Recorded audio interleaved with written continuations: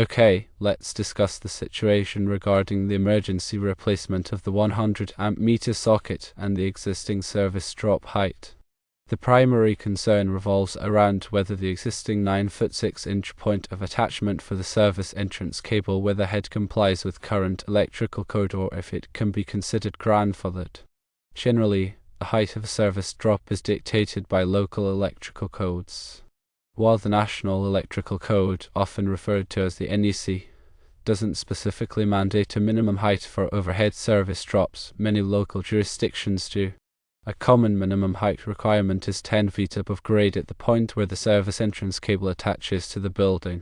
In your scenario, the existing height of 9 feet 6 inches falls short of this typical 10-foot requirement. Now, the concept of being grandfathered comes into play. This usually applies when an installation was performed before the current code adoption. If the original installation of the service drop was compliant with the code at the time, it might be exempt from adhering to the updated code requirements. This means that even though it doesn't meet the current 10-foot minimum, it could be permissible to leave it as is.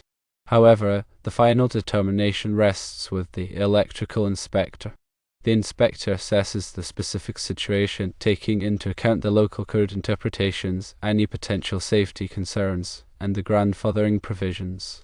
To clarify, the NEC provides broad guidelines, but local amendments and interpretations often supersede them. These local rules consider factors like climate, building density, and specific community safety standards. The inspector's role is to ensure that the installation meets the necessary safety standards while also applying the applicable code rules.